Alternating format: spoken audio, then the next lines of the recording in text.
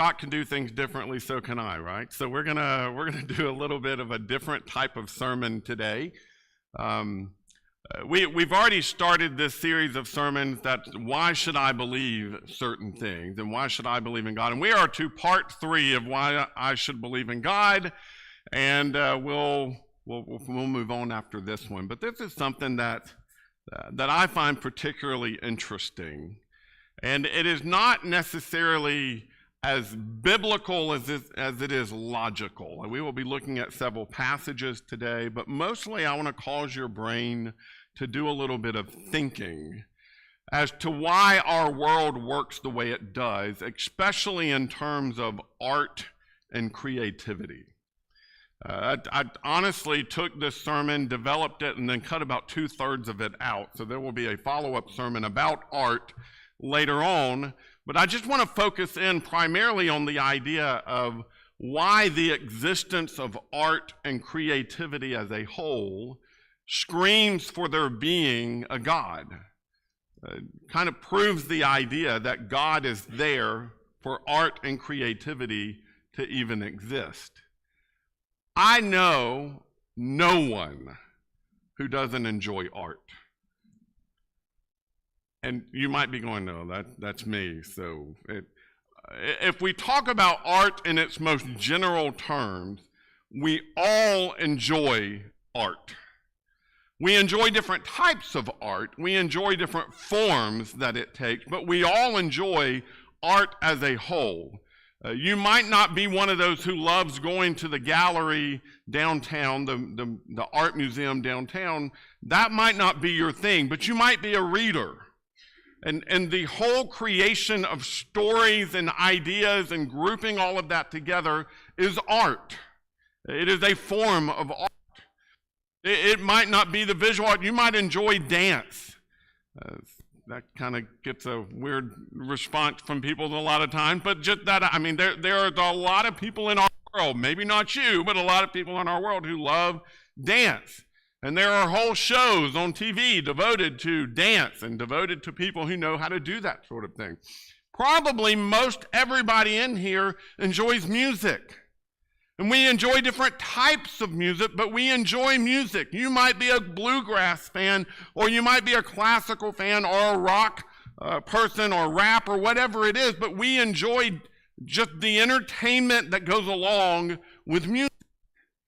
Even if we enjoy nothing else, probably most of us enjoy the music we participate in on a weekly basis, or even more than weekly, where we gather voices together and we sing songs of praise to God. We find that pleasing and pleasant, and we enjoy coming together and experiencing that together. We all enjoy art, and I would dare say we don't just enjoy art, but you would be hard-pressed to find somebody who didn't also enjoy creating some form of art, because we all do. Now, that creation of art, again, looks different in different people. I am horrible at any sort of visual art.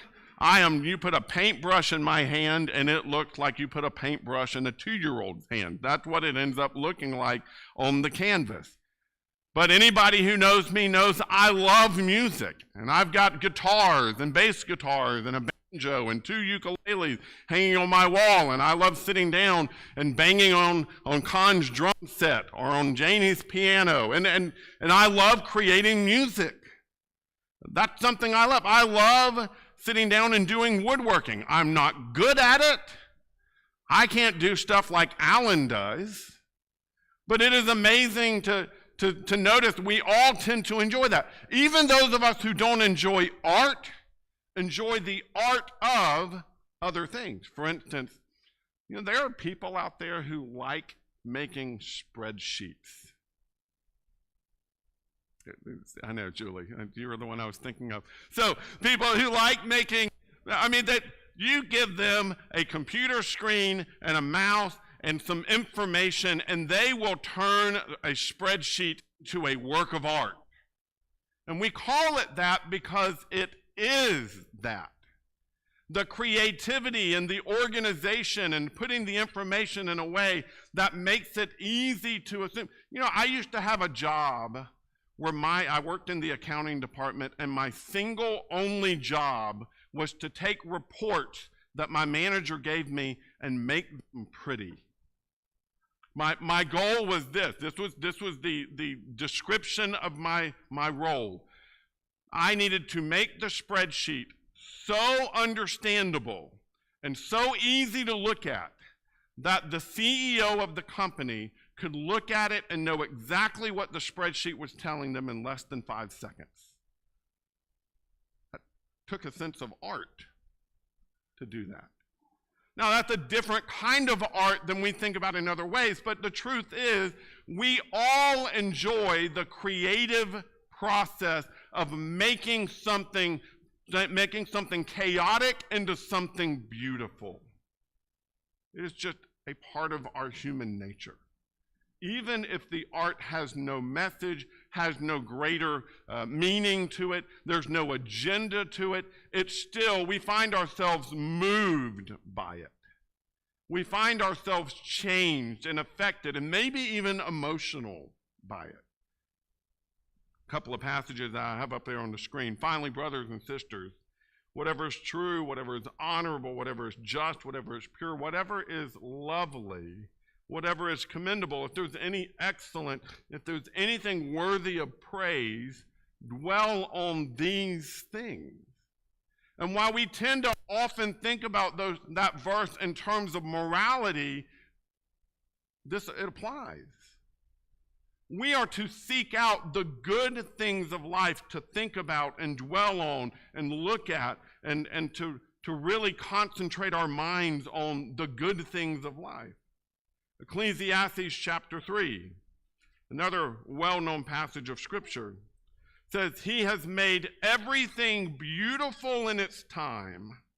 He has also put eternity in our heart, or in their hearts, but no one can discover the works God has done from beginning to end." Just again, that idea of God being who God is, God made things beautifully. God made things appropriately and rightly and in an enjoyable way. We talked about some of those things in sermons in the past where there is beauty in nature in places where nobody ever would have seen it in the ancient world, but we still are discovering the beauty of our universe and the beauty of our own earth. I've told y'all my favorite room at this museum back in Memphis was the rock room because it was amazing to see just how beautiful rocks can be. Something that is buried under the ground for centuries gets dug up, and we marvel at just how spectacular and fascinating and the myriad of colors and the design and the swirls and the way that all the minerals fit together to make these geometric shapes, and just to see how all of that works. God did that because God made beautiful things. Why did he make beautiful things? Except that there was a part of his creation that appreciates beautiful things. It's us. We love beautiful things. We love not just seeing them, but we go so far as to make them. I still sit back and marvel at some of the paintings that Ralph and Barry can do. They can just sit down and with a paintbrush put something on a piece of paper that looks, I mean, you just sit there and stare at it. It's so beautiful. And it's amazing what, that went like way up under there. So Nathan, I'm going to have you push space bar for me. Go ahead and push the space bar. So it is amazing to see what God has done. So you start to wonder why. If there is no God, if God is non-existent, if we are merely the productive works of a universe that just chance after chance after chance came true, and we just happened along accidentally to exist, why does art exist? Is there a scientific, biological necessity for art? looked up on Psychology Today, why do humans make art? And they had 4 reasons. One is, art is about beauty. What purpose does beauty have in our world biologically? Any? Or art and beauty evoke an emotional response. They're not even quite sure why humans have an emotional response. Why is it that we have the range of emotions that we have as human beings? What biological service does that give to us in terms of survival or in terms of bettering life? And there's no real answer to that. So if we don't even understand why we have emotional responses, how do we understand why art is necessary to produce the emotional responses? They quoted the reason art induces recall of past events and education, and they referred back to maybe cave drawings where there were some recording of history where you've got a man with a spear and the spear is pointed at the antelope, and that piece of art was a recalling of history. Maybe it was a major moment in this hunter's life that he wanted to remember that this antelope had 2 horns instead of 1 horn, or whatever it might be. But here again, if you bring it back to step 1, why do we need to recall history? How does that help us in the long run? Why do we need to know that men were hunters and that animals were their prey?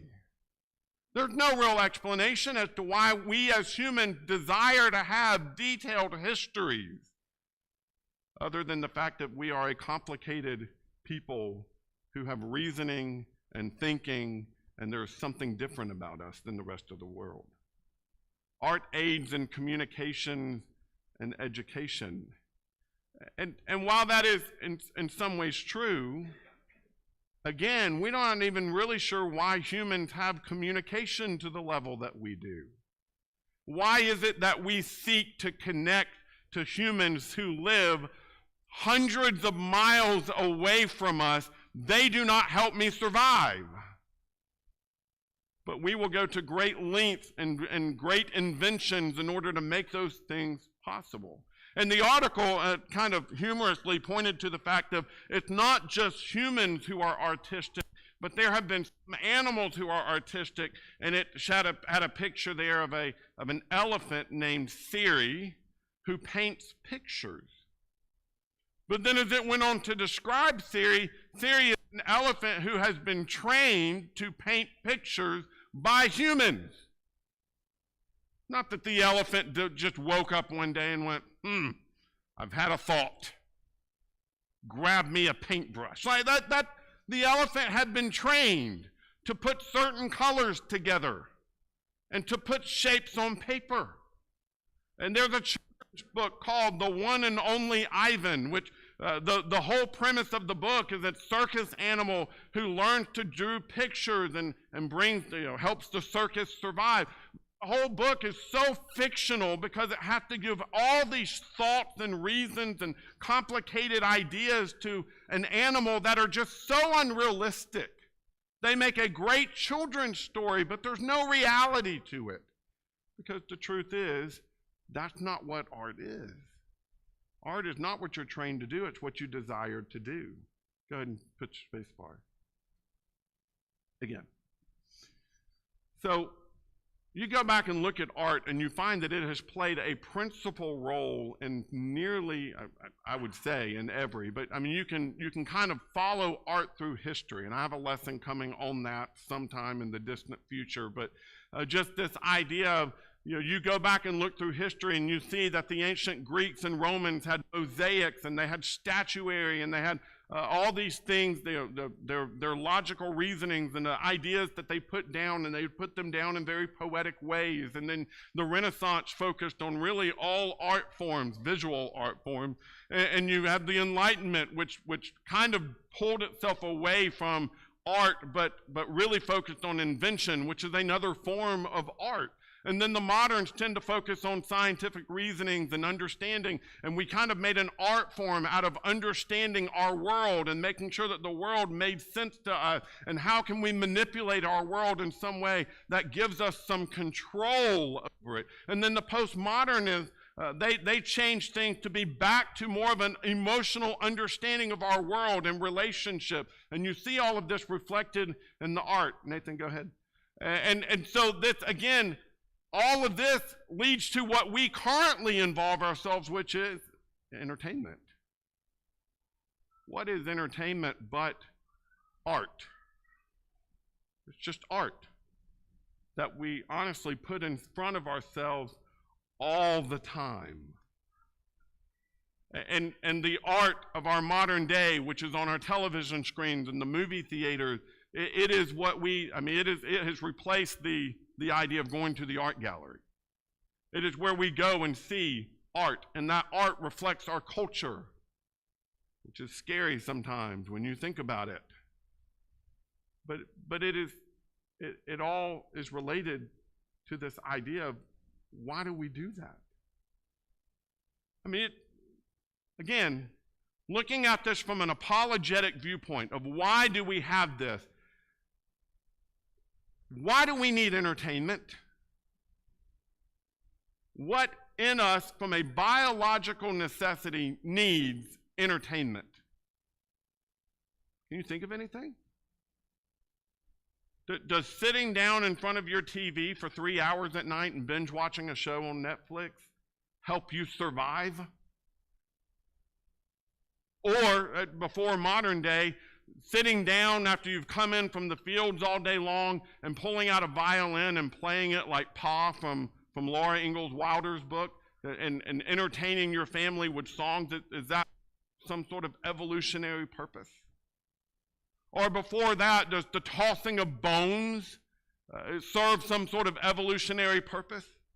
Or the storytelling around the fire, does it serve? It serves a social purpose, but not a survival purpose.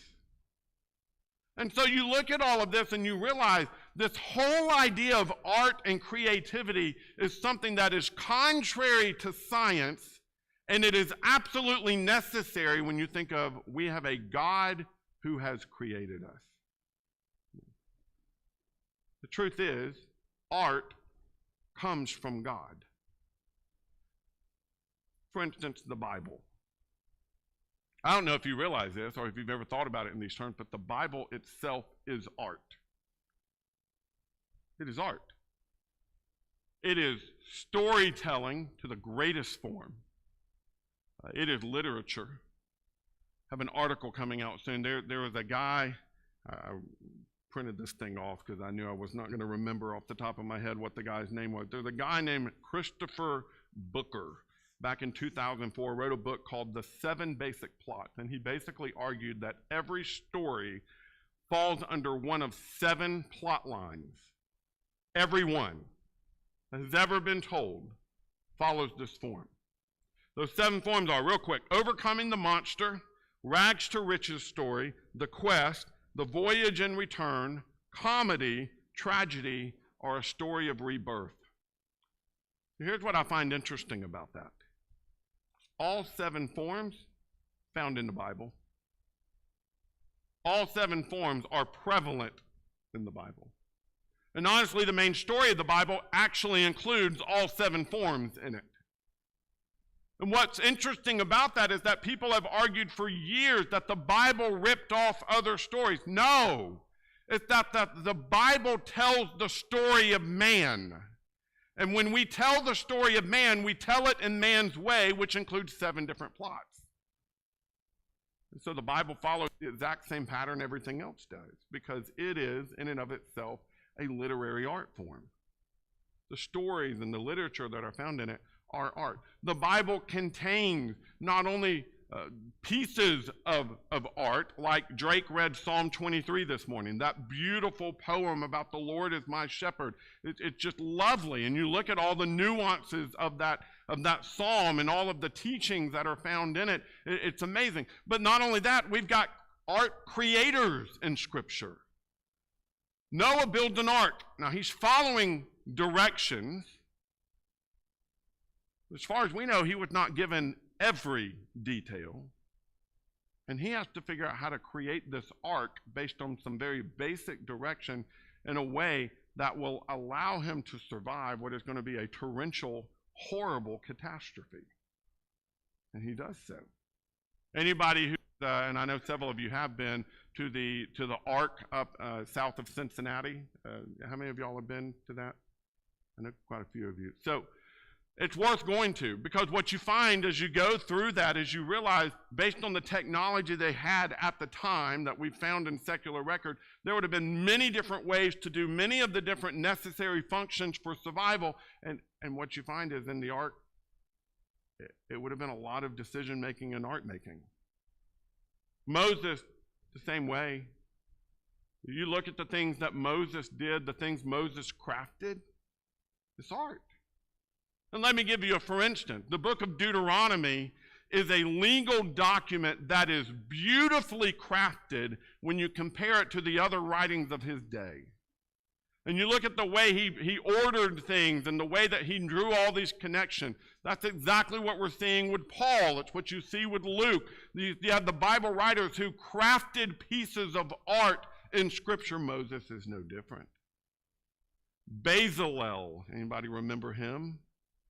Over in Exodus 31, he is gifted by God with the ability to do art.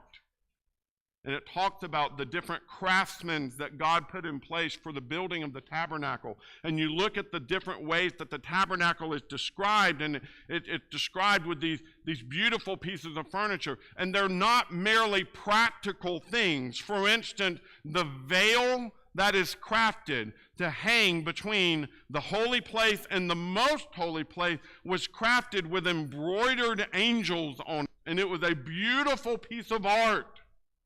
Why was that done? It was done to give honor and praise to God, to recognize the role of heaven separating the people from God. Those angels were there as a sense of guards separating the people from their God. They did it in an artistic and beautiful way. What is it that we know about David as a young man? He's an artist. He crafts psalms and songs and uses his instrument in order to create praises to God. What is it that we learn about Solomon? He takes the tabernacle plan and makes an even more incredible piece of art. And he does it by man's designs on top of God's design. And so you've got all of these beautiful things that are revealed in Scripture that are not necessary. They're not necessary for us as humans. They are for us as followers of God, but they're not necessary for us as humans. But they're there because they help us appreciate what it is that God has done for us.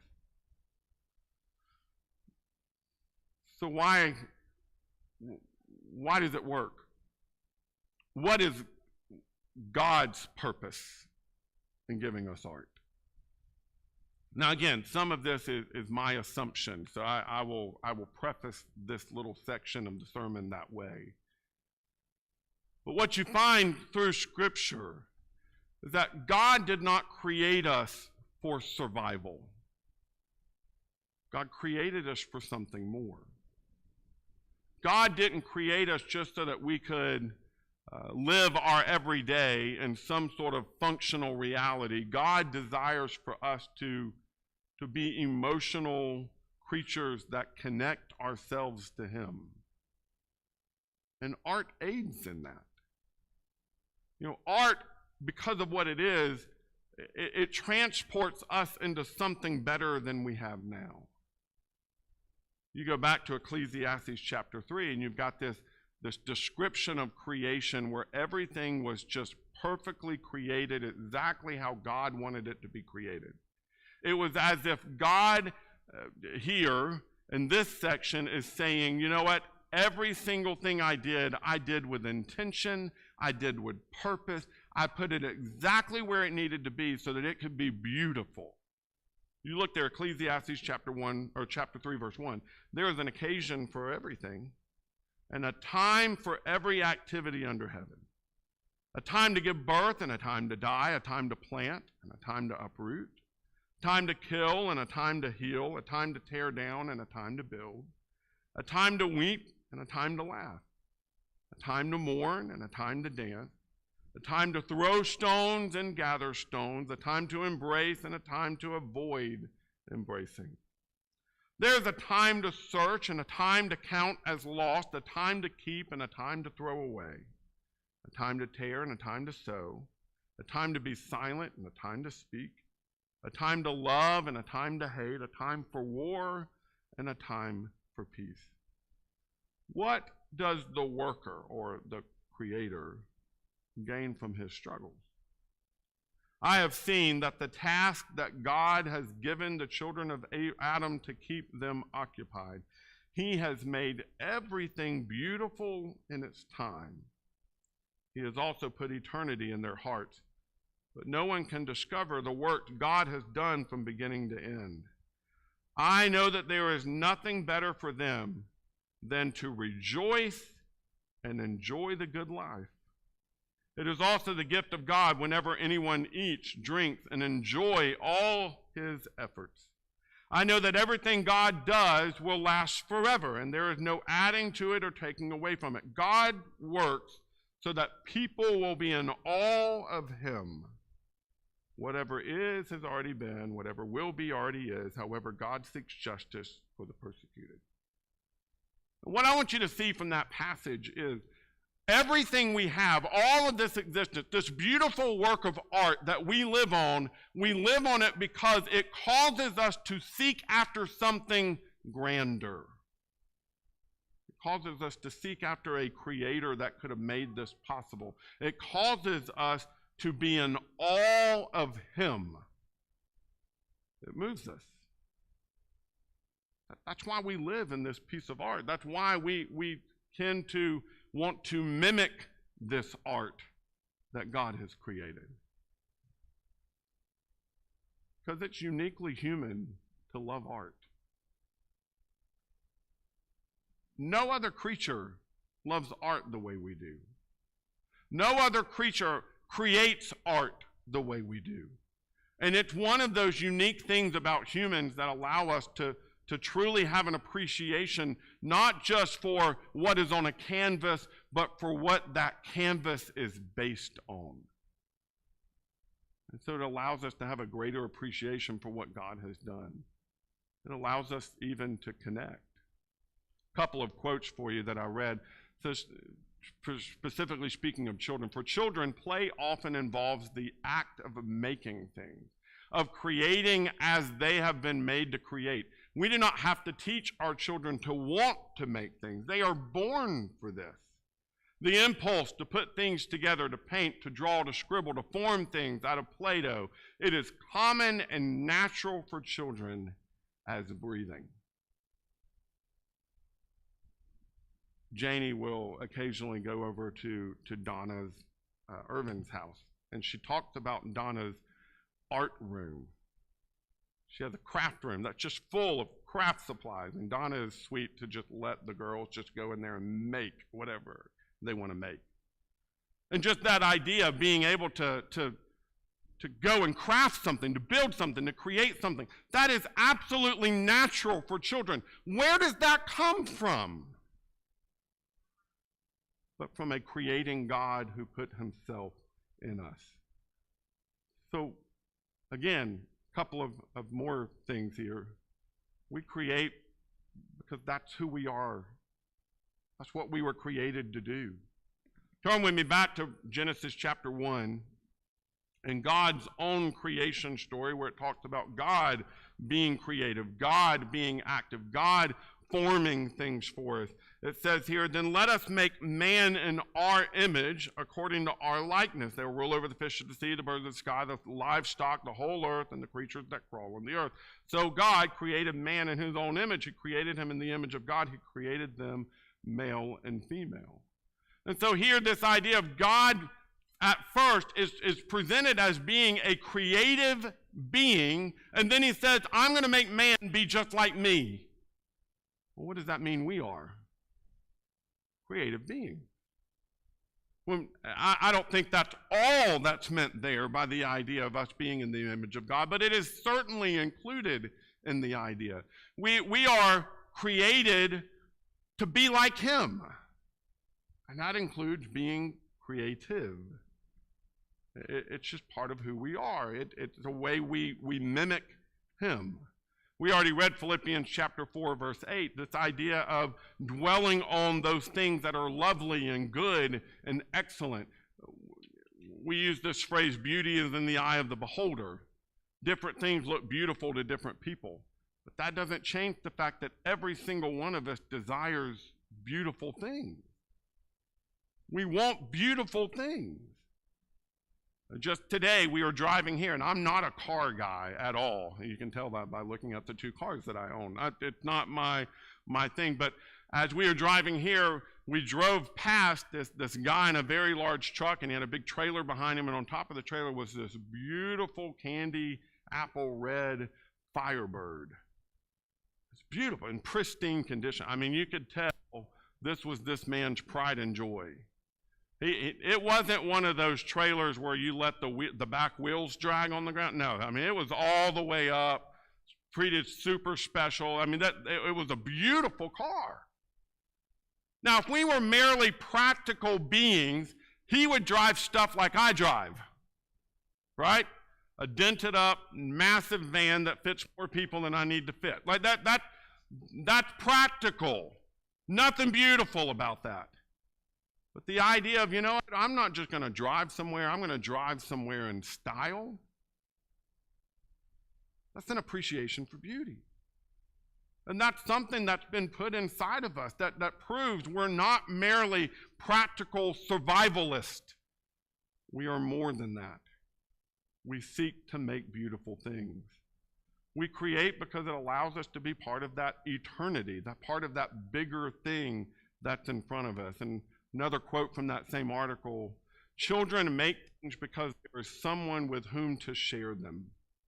It is the very presence of others that draws out their creative impulses to their fullest. Children create because they anticipate someone being there to receive it. Even if the 3-year-old is the one with the crayons, it is the anticipation of her mother and father's delight that fuels the movement of her little hands on the paper. Isn't that true? You know, one of the reasons that we create is because it allows us to function as people in relationship. And that's part of what we do as humans. And again, that's something that we do that to the degree that there's really no scientific explanation for it. Here we're told, 1 Peter chapter 4, verse 8, above all, maintain constant love for one another, since love covers a multitude of sins. And there were 100 other passages we could turn to display the role we have in building relationships with one another. We do that. It is something that is innate in us. It's something we desire. Even the most introverted one among us wants to know they are loved and wants to display love to others. We do. I think that's why we have art. It allows us to do that. It allows us to experience those things. It allows us to have more to us than just the daily life. And one last thing is it's the constant work of our subconscious. You know what art really is when you really boil it down to its most practical terms? It's solving problems. That's what art is. Art is the method or the process of solving some sort of problem. And for some of us, it means drawing it out. For some of us, it means creating some sort of musical connection to a problem. For some of us, it allows us to organize a lot of information and put it together in a way that's easy to understand. For some, I mean, depending on the art form, you are solving some sort of problem. Maybe that problem is I just got to get this information out of my head. I'm that way when I want to write stories. I just got to get the story out. I got to get it all out on paper so that I can see it and organize it and put it together and really craft it into something. I know Con is that way about drawings. He will sit down and just draw and like scribble things out because he's got to get it out just right the way he wants it to look. And again, that is something that is in us. Best way I have to see to show you that is dreams. You know, they say, because we don't quite understand dreams yet. That's another one of those things that we can't explain by science. Why dreams are what they are, what they're accomplishing for us in some sort of psychological or biological need. They're trying to come up with some sort of physical need that is solved by dreaming. And the best thing that they come up with is that it is our brain's way of making sense of reality, which is always a bizarre explanation to me because our dreams make way less sense than reality, right? I mean, it takes these little pieces of our day and squeezes them into one story that doesn't make any sense whatsoever. But that idea of dreams and that sorting of reality and piecing everything together, that's what I think art does for us. Art allows us to make sense of a world that doesn't always make sense. Hebrews chapter 11, verse 3.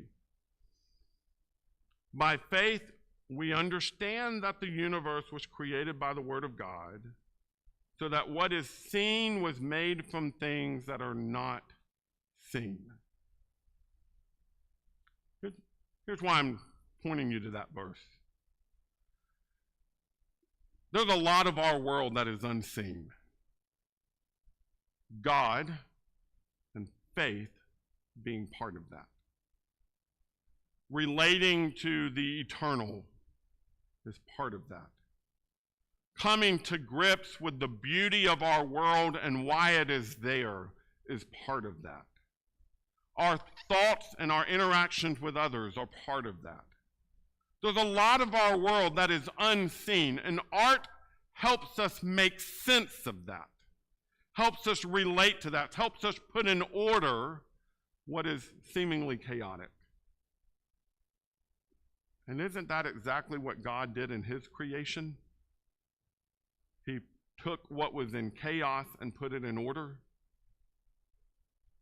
And art is doing the same thing. It is our way of participating with God in our world, in the creation. And I think the more we understand about art, the more we are drawn to the original artist. He's incredible.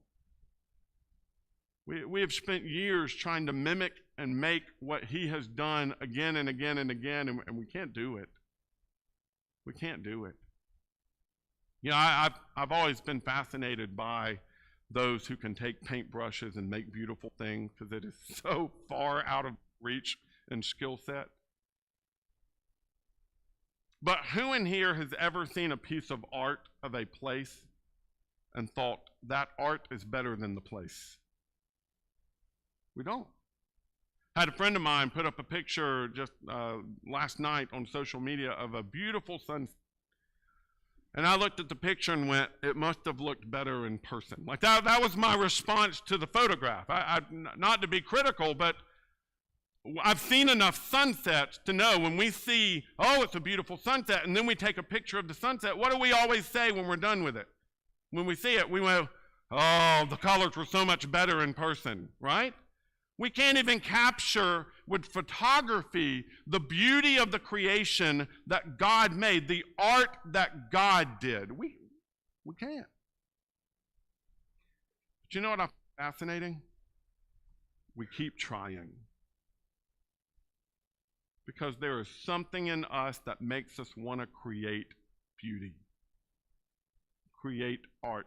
There's something in us that cannot be explained by science, that can only be explained by a creative God that makes us want to be creative too.